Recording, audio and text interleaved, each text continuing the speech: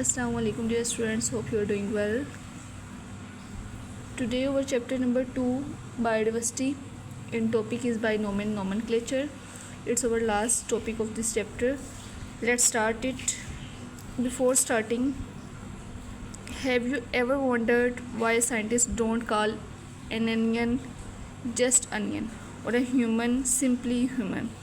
Why do they name like onion as Allium cepa and human as a Homo sapiens? इसकी कुछ वजूहत हैं कि वो हमेशा प्याज को यानी अनियन को वो हमेशा एलियम सेपा और इंसान को होमो सेपियंस ही क्यों यूज़ करते हैं अपनी साइंटिफिक रिसर्च में.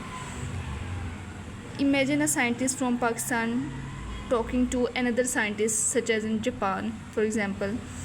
They speak different languages. As we know, Pakistan speak in Urdu and Japan different language, but they can still understand each other by using scientific name. How is that possible? In today's lectures, we will learn about binomial nomenclature, the universal system used to give every organism a unique scientific name. जैसे कि हम जानते हैं binomial nomenclature जिसमें हर organism को एक scientific नाम दिया जाता है. We will also learn who introduced this system. ये भी एक हमारा क्वेश्चन बनेगा कि इसको इंट्रोड्यूस किसने करवाया था सबसे पहले. Why is it important? Its roles and some easy example जो कि हमें याद रखनी होंगी कुछ साइंटिफिक नेम.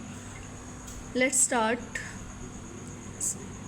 जैसे कि मैं आपको बता चुकी हूँ कि बाइनोमियल नोमेनक्लेचर एक साइंटिफिक नेमिंग है, यानी लिविंग ऑर्गेनिज्म को साइंटिफिक नेम देना.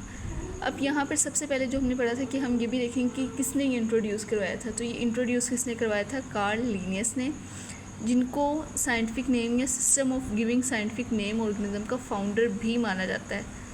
दूसरी बात अगर देखा जाए तो साइंटिफिक ऑर्गेनिज्म के जो नाम है वो दो पार्ट से मिलकर बने होते हैं. जैसे बाइनोमियल बता रहे हैं ना, बाई मतलब होता है टू, नोमियल उसके नेमिंग, कि ये जो नाम है ये दो पार्ट्स पर मुश्तमिल होंगे. फर्स्ट पार्ट उसका होगा जीनस का, कि वो ऑर्गेनिज्म कहाँ से बिलोंग करता है. जो सेकंड पार्ट है वो उसकी स्पीशीज़ का है. और अब यहाँ पर एक डेफिनेशन और बनती है, the system of scientific naming of organism is termed as binomial nomenclature. अच्छा, यहाँ पे जो अब हमने पढ़ा है, सबसे पहले ये देखा है कि ये जो सिस्टम था किसने इंट्रोड्यूस करवाया? कार्ल लिनियस, जिसको क्या कहा जाता है? फाउंडर कहा जाता है. और इसके अलावा साइंटिफिक नेम दो पार्ट से कंसिस्ट होते हैं. पहला पार्ट उसका जीनस और दूसरा पार्ट जो उसका स्पीशीज़ नेम है. और वो सिस्टम जिसमें हम ऑर्गेनिज्म को साइंटिफिक नेम देते हैं उसे क्या कहा जाता है? Binomial nomenclature. यहाँ पे कुछ एग्जांपल्स और उनके नेम दिए गए, जैसे अनियन का एलियम सेपा आ जाता है, पोटैटो का सोलेनम ट्यूबरसम आ जाएगा, टोमेटो सोलेनम स्कुलेंटम आ जाएगा, हनी बी एपिस केरिना आ जाएगा, टाइगर पेंथेरा टाइग्रिस आ जाएगा, और ह्यूमन बीइंग का क्या आ जाएगा? होमो सेपियन. तो ये एग्जांपल के लिए आपने ये याद कर लेना, यहाँ से MCQs भी बन सकते हैं. Next, now we will discuss about their significance. Significance मतलब इसकी अहमियत क्या है. सिग्निफिकेंस यानी कि इसकी अहमियत क्या है. तो बाइनोमियल नोमेनक्लेचर में अगर हम देखें कि इसकी क्या अहमियत है, वही जो सबसे पहले हमने बात की है कि दो साइंटिस्ट, अगर एक पाकिस्तान और एक जापान से बिलोंग करता है, कि वो आपस में अगर डिस्कशन करना चाहें तो वो साइंटिफिक वर्ड यूज़ करेंगे रेदर दैन कि वो अपनी कोई नेटिव लैंग्वेज को यूज़ करें. Two organism can not have the same name. Binomial nomenclature में कोई भी ऐसे जानदार नहीं है जिनका नाम सेम हो. हाँ, उनकी ये हो सकता है कि उनके जैसे यहाँ पे पोटैटो टोमेटो का सिर्फ इनकी जीनस सेम हो सकती है, लेकिन स्पीशी नेम आगे डिफरेंट आ जाता है. और ये कहाँ से लिया जाता है साइंटिफिक नेम? हमेशा लैटिन लैंग्वेज, जो कि किसी कंट्री में नहीं बोली जाती. That no country is favour. तो इसी लिहाज से किसी कंट्री को इसकी फेवर भी नहीं है. The scientific name of organism is same. जहाँ पर भी दुनिया में चले जाएंगे उसका साइंटिफिक नेम हमेशा सेम होगा. This system provide standard of communication, यानी इसके ज़रिए साइंटिस्ट आपस में कम्युनिकेट कर सकते हैं, रेदर कि वो किसी भी लैंग्वेज और किसी भी एरिया से बिलोंग करते हो, as in Chinese, Arabic, Spanish और English. Next significance is various regions have different name. मतलब अगर यही देखा जाए कि एक जानदार का या एक किसी भी चीज़ का मुख्तलिफ़ जगह पर मुख्तलिफ़ नाम होगा. जैसे अनियन की हम एग्जांपल ली जाए तो मुख्तलिफ़ एरियाज़ में इसको प्याज बोला जाता है, या गंडा बोला जाता है, बसल या वसल बोला जाता है. लेकिन ये हमारे पाकिस्तान के कुछ एरियाज़ की हम बात कर रहे हैं. लेकिन अगर हम बाहर की बात करें कि और कंट्रीज़ की, तो वहाँ पर उसके लिए अलग नेम होंगे.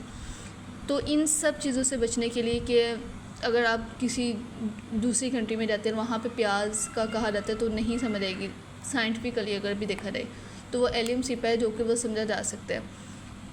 इन some cases several organism are called by the same common name, जैसे कि blue bell use for dozen of plants with bell, मतलब मुख्तलिफ़ तरह के ऐसे प्लांट और फ्लावर जिसकी जो प्लांट ऊपर फ्लावर है उसकी शेप बेल की टाइप की है, तो उसको हम ज़्यादातर को क्या नाम दे देते हैं कि वो ब्लू बेल प्लांट है। इसी तरह अगर ब्लैक बर्ड देखा जाए तो ये जो यहाँ पे हमारा क्रो पाया जाता है, और अगर पहाड़ी वाली साइड पे चला जाए तो वहाँ पे रेवन पाया जाएगा, तो उस सब के लिए क्या यूज़ कर लेते हैं ब्लैक बर्ड, तो इसको डिस्टिंग्विश करना बहुत मुश्किल काम है। Next one is common name have no scientific basis, जैसे हमें पता है कि कॉमन नेम कोई साइंटिफिक बेस नहीं है कि मतलब उस चीज़ को जिस लिहाज से वो देखा जाता है उसी लिहाज से उसका कोई ना कोई नाम तजवीज़ कर दिया जाता है। जैसे अगर यहाँ पे देखा जाए कि फ़िश वर्टिब्रेट है, यानी उसमें बैकबोन होती है और फिन्स भी होते हैं, गिल्स भी होते हैं, हम हमेशा फ़िश उसे ही कहेंगे जिसमें बैकबोन होगी, फिन्स भी मौजूद होंगे, गिल्स यानी उसके सांस लेने के लिए मौजूद होंगे।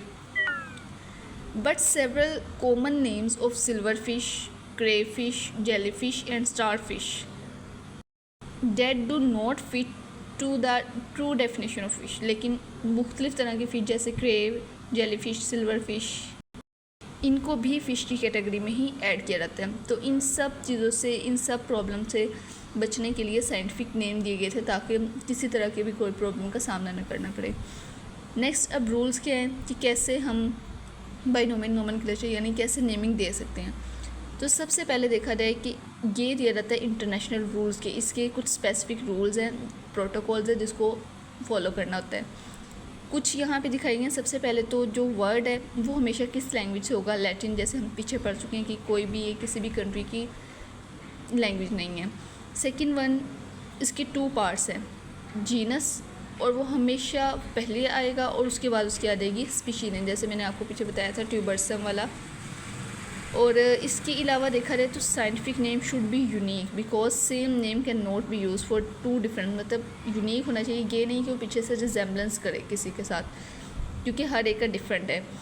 दूसरी चीज़ देखा जाए तो ये भी एक इम्पोर्टेंट यहाँ पे पॉइंट है कि जो साइंटिफिक नेम पहला जीनस का नेम होता है वो हमेशा कहाँ से शुरू होता है, कैपिटल लेटर से, और जो दूसरा नेम है वो हमेशा स्मॉल लेटर से स्टार्ट होगा। ये याद रखना है कि जीनस का नेम कैपिटल लेटर से और जो स्पीशीज़ का नेम है वो हमेशा हम स्मॉल लेटर से राइट करेंगे।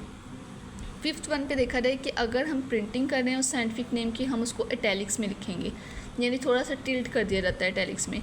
लेकिन अगर आप हैंड रिटन लिख रहे हैं, when scientific name would be hand written 2 parts of it should be separately underline, जैसे यहाँ पे लिख के बताया है कि एलियम सेपा को कैसे लिख दिया कि अलग अलग दोनों तरीक़ों से इसको मैंने अंडरलाइन कर दिया।